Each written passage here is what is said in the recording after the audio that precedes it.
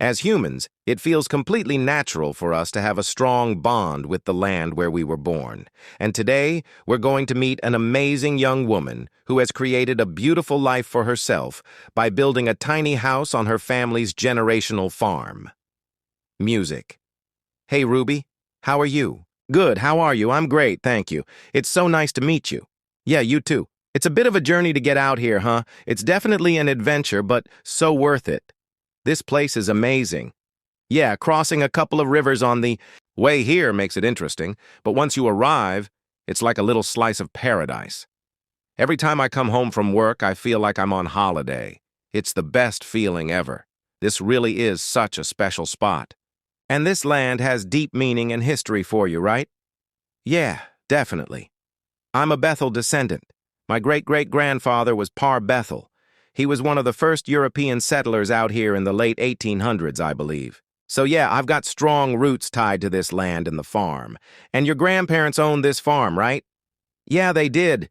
It used to be 700 acres. They owned the lake and the sand dunes, too.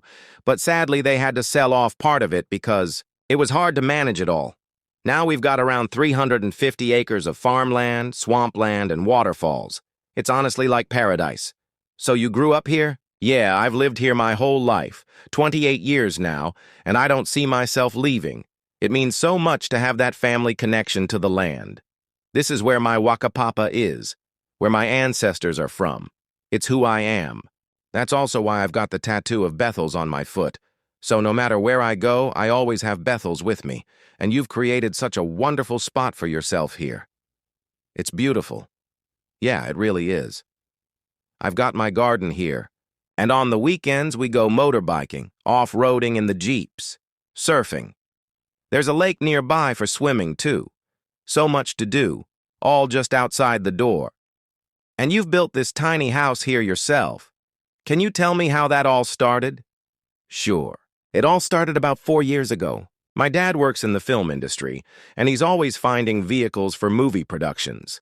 He went to a place in Tequiti and found this company that made trailers.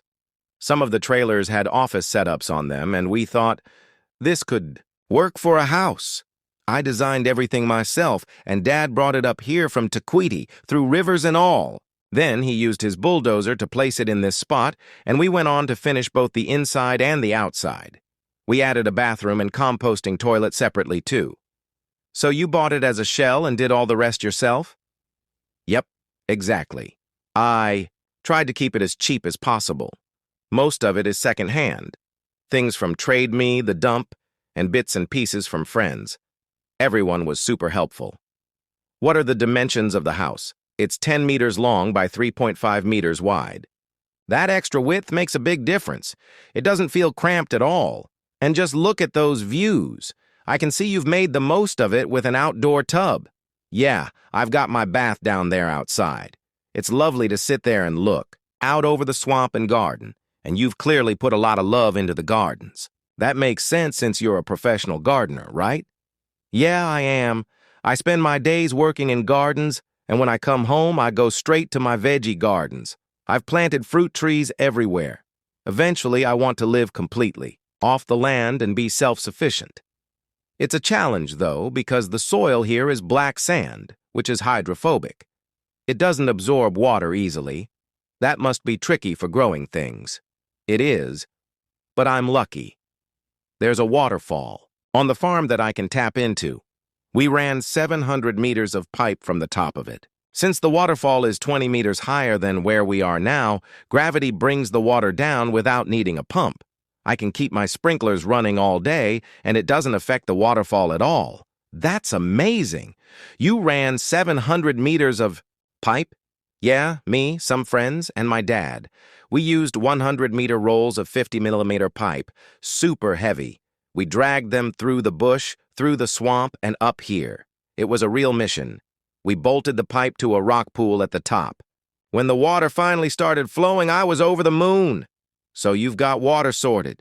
What about power? I'm connected to my dad's power just up the hill. For hot water, I use gas bottles. It's great because if I ever did want to move, the house, not that I will, I could just plug into power wherever I go. Your home is stunning.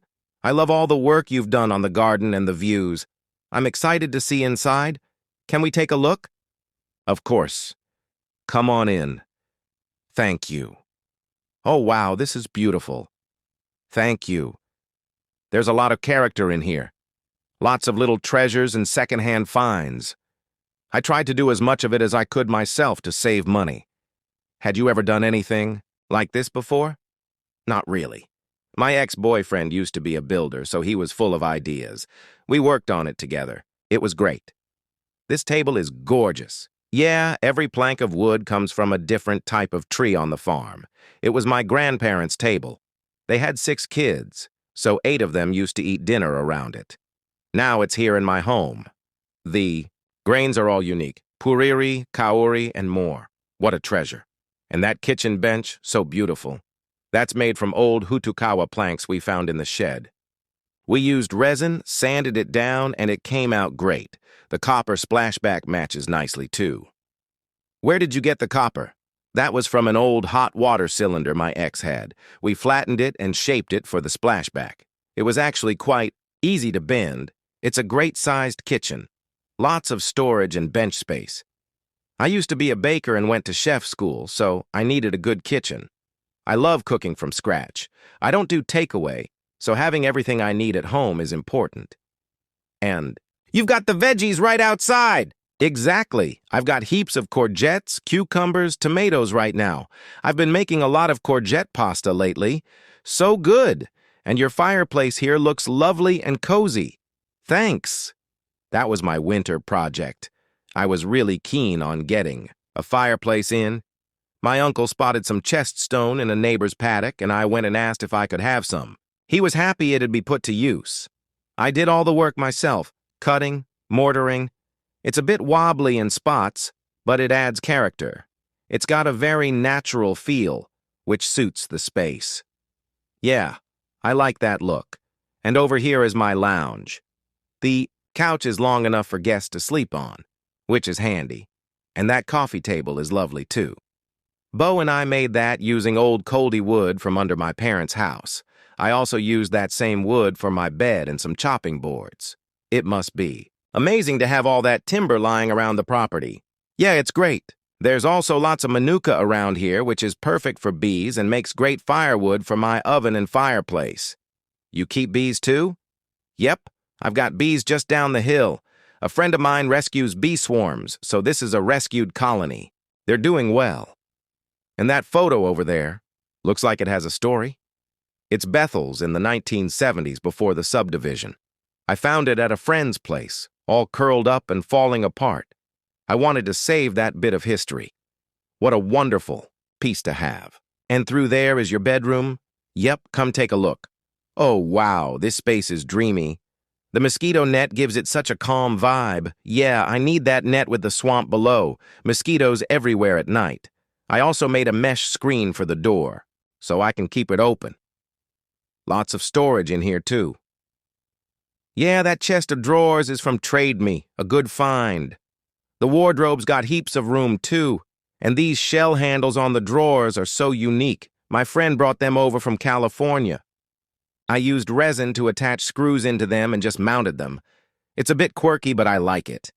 And just outside is your bathroom and composting toilet. Yep. Want to check it out? Definitely. So I like having the bathroom separate. It gave me more space in the house. The doors and windows here were secondhand from Trade Me. I sanded them back, and they turned out great. The wood is from old pine trees we milled years ago. I told Dad to save me some when I was about 18 because I knew I'd build a house one day. He did. That's amazing planning. Yeah, I even paid to get it treated back then. Always knew I wanted to be mortgage-free before 30, and that was part of the plan. Can we look inside? Sure, come on in. Wow, this is fancy for an outdoor bathroom. It wasn't meant to be. It was going to be a tin shack. But I got these tiles from a building site that was throwing them out. Neither of us had tiled before, but we gave it a go. Turned out pretty nice. And that stone floor? Bo's dad is a stonemason and had leftover stone. We used that and saved a lot of money. And these little shelf pieces on the door, they're flax nail shelves I picked up while hiking. Also found some coral on the beach and carried it for 3 days. Not practical, but worth it. And behind these doors, washing machine, shelves, spare gear. And the composting toilet is in a separate building because of the big tank underneath. You only need to empty it every couple years. How long have you lived here now? About 4 years. Started in 2017. It's flown by. How do you find tiny house? Living? No complaints. Some friends think I'm nuts having an outdoor bathroom and toilet, but I enjoy it. At night I see the stars and moon, something you miss in town. You said you wanted to be debt-free before 30. Can you talk about the cost of building this? Sure. The total was about $60,000. The trailer and shell were $55,000. The rest, interior, garden, bathroom, was another $5,000. We did everything ourselves and used secondhand stuff. That's incredible. Yeah, I didn't want to be stuck paying off debt forever. I didn't want a huge mortgage hanging over me. I value freedom.